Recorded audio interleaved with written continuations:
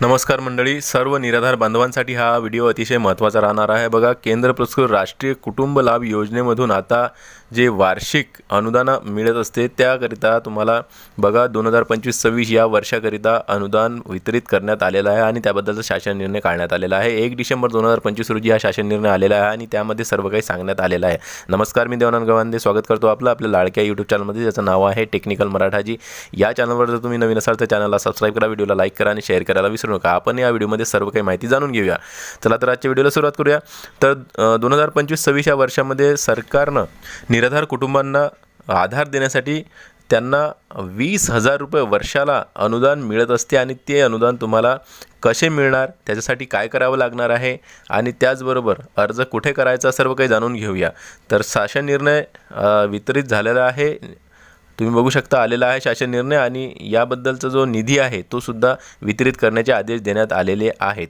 आता जे कुटुंब याचा लाभ घेत असतील तर त्यांना हा जो निधी आहे हा मिळणार आहे आणि तुम्ही बघू शकता 23,56,00,000 इतका निधी सरकारनं या जी योजना आहे, जी काही निराधार कुटुंबांसाठी आहे, तर या कुटुंबासाठी हे जे निधी आहे हा वाटप करण्याची मान्यता देण्यात आलेली आहे आणि सर्व काही आता तुम्हाला मिळणार आहे। आता कसं काय मिळणार आहे सर्व काही जाणून घेऊया। तर बघा, निराधार कुटुंब कोणचं, तर ज्यांच्या कुटुंबातील जो मुख्य व्यक्ती असतो, कर्ता व्यक्ती असतो, त्याचे निधन होत असेल किंवा मग पत्नी असेल किंवा पती असेल, तर या दोघांपैकी कुणाचेही निधन झालेले असतील तर कर्ता व्यक्ती जर पुरुष असेल तर त्याचे निधन झाले असेल, पत्नी असेल तर पत्नीचं निधन झालेलं असेल, तर मग तुम्ही या योजनेसाठी पात्र राहणार आहात आणि यामध्ये तुम्हाला काही कागदपत्रांची सुद्धा पूर्तता करावी लागणार आहे। आता जो कर्ता व्यक्ती आहे तो कशानं वारला आहे, घरी वारला असेल किंवा मग दुर्धर आजाराने वारला असेल किंवा अपघाताने वारला असेल,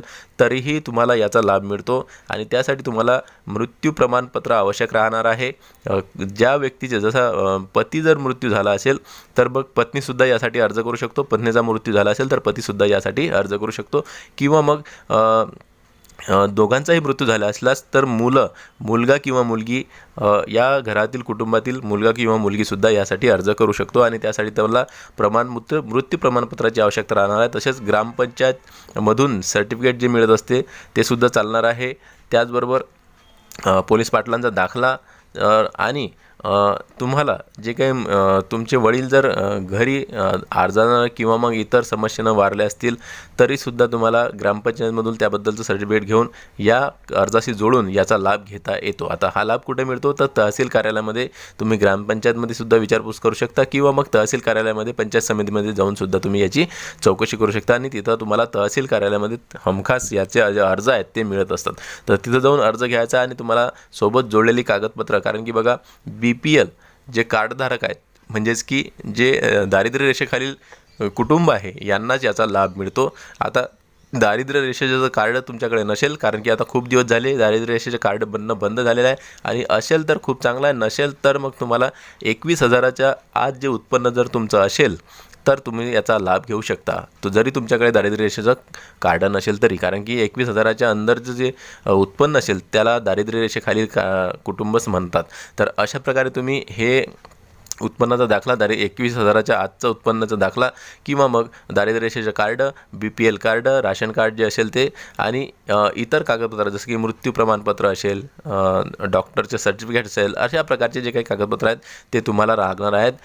जे काही करता पुरुष वारला आहे त्याचं आधार कार्ड किंवा मग आता तुम्ही जो अर्ज करत आहे त्याचं बँकेचं पासबुकसुद्धा लागणार आहे। तर इतर जे काही कागदपत्र आहेत हे कागदपत्र तुम्हाला लागणार आहेत आणि त्यामध्ये तुम्ही तहसीलमध्ये जाऊन सर्वसा चौकशी करून याबद्दलची जे काही प्रक्रिया आहे, प्रोसेस आहे, ते पूर्ण विचारपूस करून सर्व कागदपत्रांची पूर्तता करून याचा लाभ घेऊ शकता आणि तुम्हाला यासाठी वर्षाला 20,000 रुपये मिळणार आहे। आता एक गोष्ट इथं लक्षात घ्या की तुम्हाला हा निधी कधी मिळणार, कारण की वार्षिक 20,000 मिळतात कुटुंबाला आधार देण्यासाठी, तर मग आपल्याला 1 वर्ष वाट पाहावी लागणार का, तर नाही। तुम्ही ज्यावेळेस अर्ज करसाल तर अर्ज केल्यानंतर तुमची जर पूर्ण प्रोसेस व्यवस्थित असेल, तुमचे कागदपत्रांची पूर्तता व्यवस्थित असेल, तुम्ही जर यामध्ये बसत असाल, लाभार्थी होत असाल, तर मग तुम्हाला 3 ते 4 महिन्यामध्येच तुमचा हा जो 20,000चा लाभ आहे हा तुमच्या खात्यामध्ये येणार आहे आणि तुम्हाला त्याचा लाभ मिळणार आहे।